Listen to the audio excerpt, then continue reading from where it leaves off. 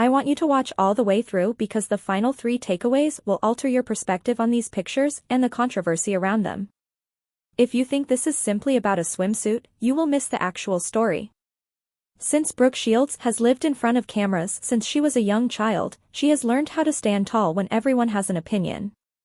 As a result, when new beach photos appear and people are quick to compliment or criticize them, the first question is not too bold, but rather, why do we react like this at all, which is what we will calmly and clearly explain today. If you look closely at the pictures, you'll see straightforward choices, clean colors, natural light, a laid-back smile, nothing loud or outrageous, but the comments section blows up. Some people applaud her confidence, others claim it's not age-appropriate, and still others argue over morality.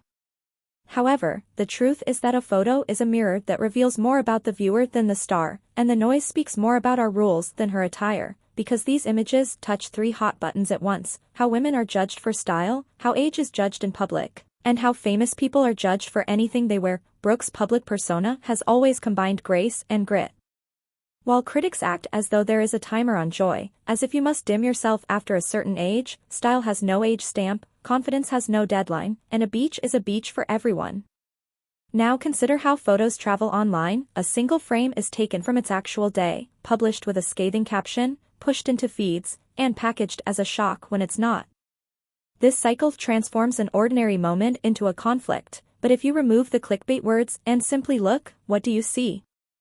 A woman beside the lake, living her life with the same composure she displays in interviews, head up, grin easy, shoulders relaxed. This is not a trick, it's a person at ease. Nonetheless, the fury develops because we confuse celebrity with ownership, as if we have the right to vote on every pose, which we don't and have never done. This lens is superior. Inquire about the image's kindness, safety, and faithfulness to the subject. If the response is in the affirmative, the remainder is a matter of taste rather than law. Additionally, observe how women submit many fewer shirtless beach photos and receive a full court trial in the comments, but males post them at any age and receive a wink. This disparity is the true issue, not the picture. You can sense the same idea that has guided Brooke's career. Be yourself, work hard, keep humor close, and let the art speak.